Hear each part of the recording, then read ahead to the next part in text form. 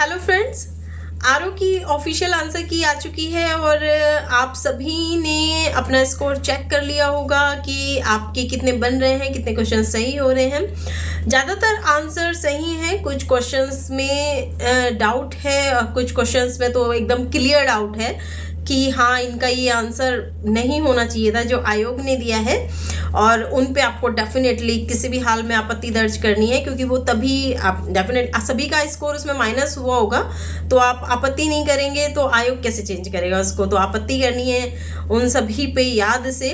अब हम ये डिस्कस कर लेते हैं आज की वीडियो में कि वो कौन कौन से क्वेश्चंस हैं जिन पर आयोग ने जो है अपने आंसर चेंज किए हैं, जो कि माने जा रहे थे कि ये नहीं होगा।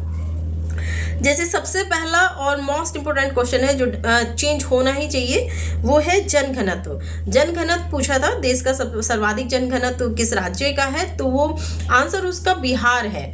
ठीक है, 2011 की जनगणना के अकॉर्डिंग, मतलब अकॉर्डिंग टू 2011 सेंसस के अकॉर्डिंग उसका बिहार है। 1106 जनघनत्व है बिहार का। उसके बाद पश्चिम बंगाल है, लेकिन इसमें जो उत्तर दिया गया है आयोग ने जो माना है वो उत्तर प्रदेश माना है, यूपी माना है, जो कि सरासर गलत है। तो इस क्वेश्चन पे आपको आपत्ति दर्ज करानी है।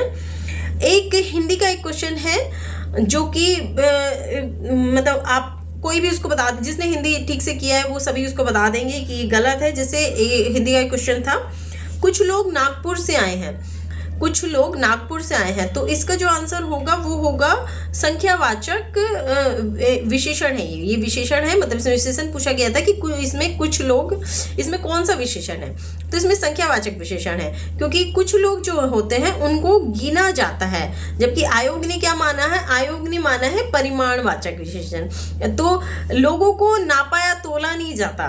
ठीक है, तो उसमें ये क्लियर है कि इसका जो आंसर है वो आपका संख्यावाचक ही होगा। तो ये दो तो डेफिनेट है क्वेश्चन जिन पर जो कि आपके चेंज होने चाहिए किसी भी हाल में और आरओ में, तो इन पर आपत्ति दर्ज करना ना भूलें। कुछ और क्वेश्चंस हैं जिनमें डाउट है, कंफ्यूजन है, और ये डिपेंड करता है आयोग पर कि वो क्या मानता है उसका। अगर हम उसको डिस्कस करें तो एक क्वेश्चन है, एक तो ये पूछा था कि भारत में सर्वाधिक उत्पादन किस फल का होता है, मतलब तो उसमें 3 क्वेश्चंस थे कि विश्व में सर्वाधिक किस फल का उत्पादन भारत में होता है। तो उसमें जो 4 ऑप्शंस थे उसमें 3 ऑप्शंस में से, मतलब उनमें 3 ऑप्शंस जो थे उसका उत्पादन भारत में ही होता है सबसे ज्यादा। जैसे आम का उत्पादन विश्व का 50% जो आम है भारत उत्पादित करता है, केला सर्वाधिक विश्व का भारत उत्पादन करता है, फिर पपीता है वो भी भारत उत्पादन करता है। लेकिन आयोग ने जो माना है वो क्या माना है, केला। ठीक है, तो आयोग ने केला माना है, लेकिन आम भी इसमें बहुत सारे लोगों ने लगाया था, आम भी, तो आम भी इसमें हो सकता है। तो बेसिकली अगर आम और केला ये दोनों माने जाएं तो ये क्वेश्चन डिलीट होना चाहिए मेरे हिसाब से, तो क्योंकि इसमें दोनों ही ऑप्शन सही हैं, आम भी और केला भी। ठीक है, और तो एक ये हुआ। दूसरा आजीवक वाला एक क्वेश्चन था, ज़्यादातर लोगों को लग रहा था आजीवक वाला ये क्वेश्चन था कि क्या आजीवक जो है वो आजीवक संप्रदाय के जो लोग हैं वो प्राय वनों में रहते थे, और दूसरा ऑप्शन था कि मौर्ययुगीन शासन में उनका काफ़ी मान रहा। तो दूसरा जो, मतलब क्वेश्चन नहीं, दूसरा जो स्टेटमेंट था कि मौर्य युगीन शासन में उनका काफी मान रहा, तो ये दोनों स्टेटमेंट सही हैं, आयोग ने माने हैं दोनों स्टेटमेंट सही। ज्यादातर लोगों ने अपनी आंसर की में माना था कि पहला गलत है कि वो वनों में नहीं रहते थे, वो गुफाओं में रहते थे, लेकिन गुफाएं भी तो वनों में ही होती थी, और एनसीईआरटी के अकॉर्डिंग माना जाए तो ये क्वेश्चन सही है, आजीवक वनों में ही रहते थे अकॉर्डिंग टू एनसीईआरटी।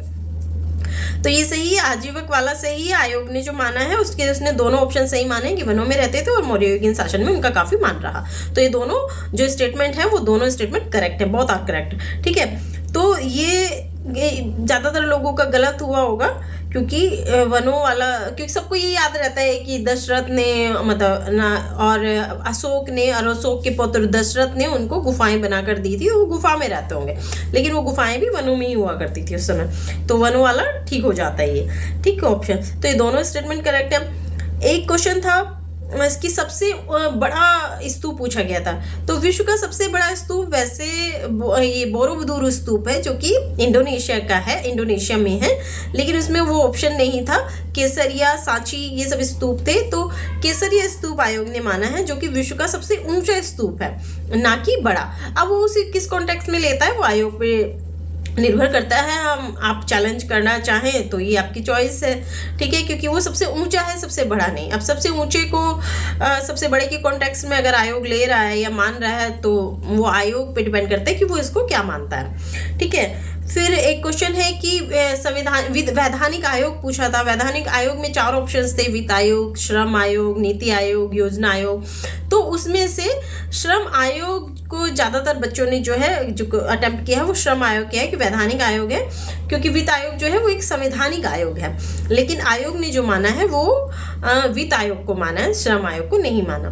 तो ये देखिए, ये आप इस पे आपत्ति दर्ज करना चाहें तो कर लें, लेकिन ये श्रम आयोग का भी कोई एक्ट नहीं आया है डायरेक्ट। श्रम आयोग जो स्थापित हुआ था 1966 में पहला हुआ था भारत में, और it may be A statutory body, और ये डिपेंड करता है कि आयोग मतलब इतना क्लियर नहीं है।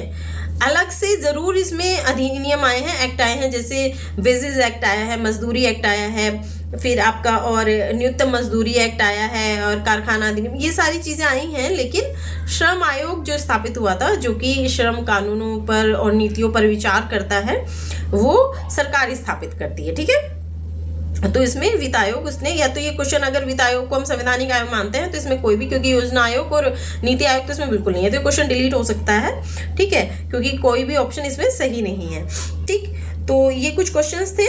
इसमें से मेरे ख्याल से तो 2 क्वेश्चन तो डेफिनेटली चेंज होंगे, क्लियर है उनका। एक तो ये जनगणना वाला जो कि बिहार का है, किसी भी हाल में उत्तर प्रदेश का नहीं है, और दूसरा हिंदी का कि कुछ लोग नागपुर से आए, कुछ लोग में संख्यावाचक विशेषण होता है, ना कि परिमाणवाचक। और संख्यावाचक में भी ये अनिश्चित संख्यावाचक है, क्योंकि संख्यावाचक के 2 प्रकार होते हैं कि एक में तो जो निश्चित हो, जैसे इसमें कहें कि 4 लोग नागपुर से आए हैं तो 4 लोग निश्चित हो गए।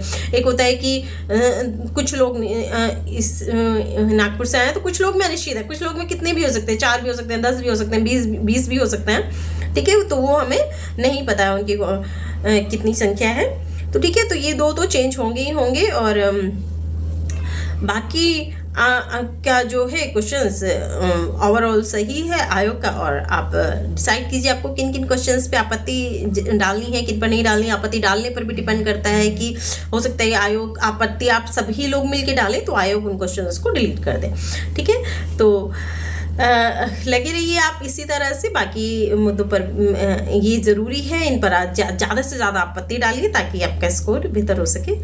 Good luck.